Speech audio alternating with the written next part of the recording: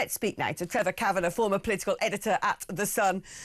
Trevor, you know, what I don't get is they pay lip service, don't they, to integration, to wanting communities to come together. Diversity is our strength. Britain's a tolerant nation. Aren't we wonderful? But when they talk about integration, they can't seem to name one single policy that might extol the values of this country, promote its heritage, enhance its legacy, and make sure anyone damned well coming into this country abides by our cultural mores. They don't dare pay any lip service to that, do they? No, absolutely not. Look, I'm here, Alex, to give you a breather while you relax, and I'll do the venting instead. What struck me today, between the eyes, was a comment, a quote from Downing Street in the Times, which said that the Prime Minister had, ever since Southport, which of course he did his very best to cover up in terms of who was responsible for the murder of 3 little girls. Ever since Southport, again, where he turned up for 2 minutes or less to lay a wreath and then scarpered, ever since Southport, he's been worried about the unravelling of unwritten rules that hold a nation together. Well, frankly, I think that that unravelling has taken place or accelerated in his first year in government. And I think what we're seeing and what they're acknowledging on the streets of Britain is what was inevitable. The frogs are getting out of the boiling water. People are getting really fed up. They've had enough, and they want something done. And this government is psychologically and politically incapable of doing what is necessary. And as long as the police are cooperating with the migrants and the protesters against curbing immigration, and indeed escorting them while they're in uniform, escorting members of Antifa, many of them wearing face masks, towards the Epping hotel where these protests are taking place. That is literally throwing fuel on the flames of these angry people who will not stop at this. This is not the last, I'm afraid. What do you think was going on there? Because you don't just sort of send a police car to pick people up from a station as an act of kindness because they can't afford a taxi or they can't use their own legs to walk from position A to B. How do they know these protesters were arriving at that station to then take them to the protest site? It's got to have been, I'd imagine, pre-arranged. And for what purpose? Well, it is totally inexplicable, as you say, Alex, and it is unexplained. The police are declining to elaborate on why they've done this. They've talked about issuing some sort of further clarification, but it is impossible to clarify what is a blatant example of the police inciting the anger of the local population by bringing in the very people who have aggravated the situation because they do not believe in borders, they do not believe in immigration control, and they're totally on the side of people who are frequently breaking the law and angering the public, who are seeing accommodation taken up by foreigners who have barged their way into the country, while they themselves wait on waiting lists for years, perhaps forever, for a council or social housing offer. So this is the fuel for the flames. Yeah, I'm looking forward to seeing what sort of rubbish the Essex Police Force come up with at 1:15 today when this statement is due out. Because I remember last weekend them categorically saying in a press statement that they did not under any circumstances convey counter-protesters from the station to the Bell Hotel. And now we know that there's video evidence that they did.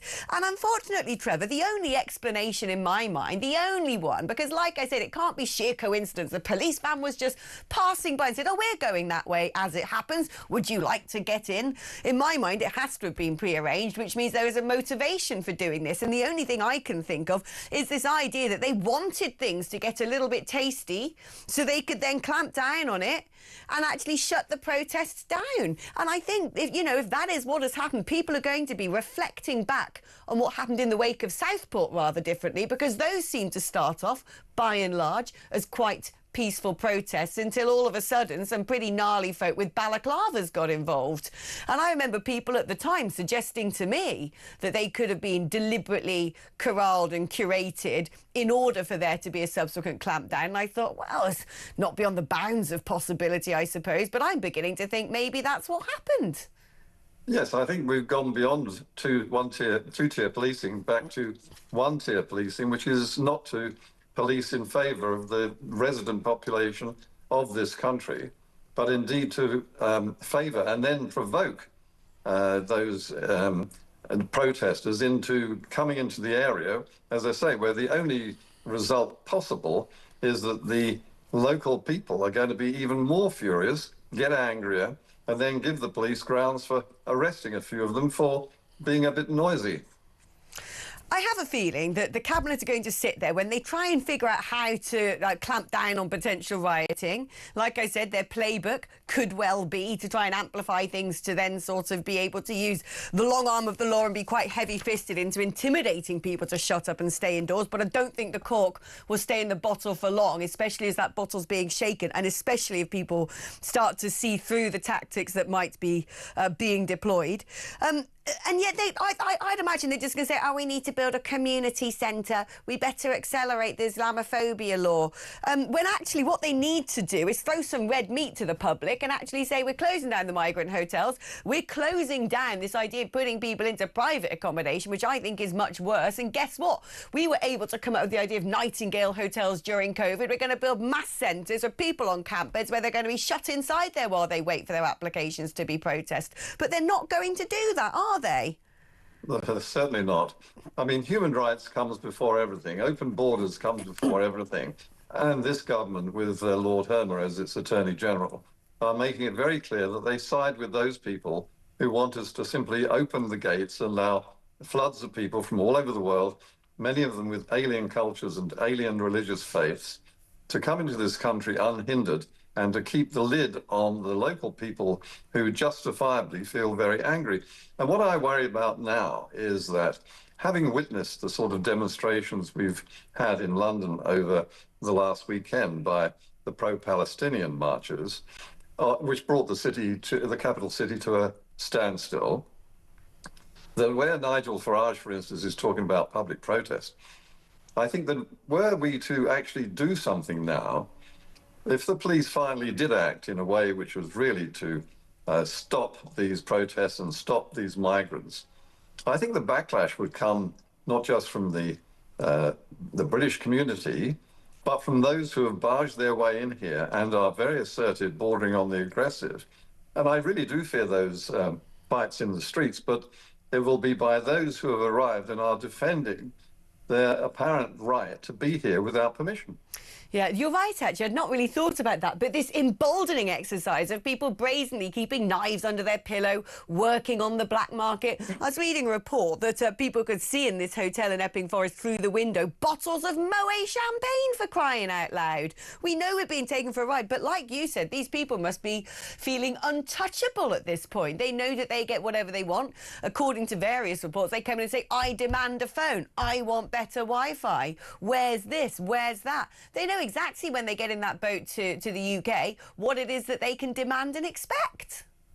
Well, you sum up exactly what the situation is, Alex. This is a situation which is out of control, and not only is it out of control, the authorities who should hold it under control have no intention of doing so. This government is pro-immigration. It is pro-open borders. It is right behind all of those anti-race demonstrators. In fact, almost every demonstration, no matter what it's about, whether it's about gender or religion or about race, they support to the hilt. Because these are the minorities, the impoverished minorities, who they feel, these hand-wringing lefties feel sorry for. Not the people of Britain who voted for them stupidly in the last election. You're a veteran observer of our society and our politics, Trevor. What do you think's going to happen going forward? If we get another slew of protests up and down the country, if it descends into rioting, Lord knows what's going to happen in that September budget. I just kind of feel everything is so tenuous that something has got to give. I'm not quite sure what it's going to be. What if you were to try and make predictions, and it's awfully difficult to do, of that I am certain, but how do you see this playing out? Well, if I look into my crystal ball, I can see nothing good, Alex. I cannot see how they're going to change the attitude. It's not just the policies, it's the attitude of this government. And of course, now all the main authorities, which involve law and order and the general management of the country, that glue that Keir Starmer alluded to, where people stuck together and became part of a community. All of that has been diluted and dissolved. Nothing is going to put it back where it was. That is absolutely for sure. And before we get anywhere near that position, I think it's going to get a lot worse. There's no real voice apart from Nigel Farage, to his credit, who is actually saying what people generally think. The problem with that, if you can call it a problem, is that it is provoking people to feel, rightly in my mind, that they have been taken for fools, not just by this government or by the last, both of which have basically committed crimes, social crimes against the people who voted for them, but dating right back to 2004 when Tony Blair opened the floodgates and invoked the human rights laws. The moment he did that, he paved the way for the problems we see today. You know, if Sir Keir Starmer was so worried about this mythical social glue that he wants to magic back into existence to stop our social fabric fraying at the edges or tearing right down the middle, as it seems to be, he would have probably answered Sarah Pochin's question about would you consider banning the burqa for security reasons somewhat differently. Indeed, and instead he's going the other way with this move towards Islamophobia bill. And that is really pernicious, because the moment you silence everybody's right to say things that they believe it to be true, and indeed are true and justified, about the fear of Islam in this country, because let's face it, most of the people who we're talking about now in the last few years of illegal boat people coming across the channel are Muslims, and they are sometimes assertive, to say the least, and maybe aggressive Muslims. They believe that Allah is great, and they say so. Allahu Akbar means God is great, and indeed, under the terms of the Islamic faith, there are no borders. Allah rules the world, and therefore Britain is not Britain. It is part of the global community, of which the Islamic faith feels that it is nowadays, with the collapse of, say, the Church of England or the Catholic Church, the main arbiter of our fate in terms of religion. Yeah, the Ummah comes first when it comes to Muslims. They don't believe in borders. They believe in having, like you said, the kingdom of Allah wherever they come across, anywhere that they can live. And they think it's quite right for them to live as part of the Ummah and not integrate at all. And yet we can't talk about Islam. And you're right, we had no issue when genuine refugees in the form of women and children were coming over from Ukraine, when the Hong Kongese were fleeing persecution, coming over and rightfully taking up visas and citizenship here. But we do have a problem with these chancellors who hate us and hate our values, knowing what they're doing to come and live essentially parasitically in this country. Oh, Kev, I don't know what's going... Trev. All my men rhyme with Ev, don't they? I don't know what's going to happen, but thank you so much for looking your crystal ball, even if that outlook is bleak.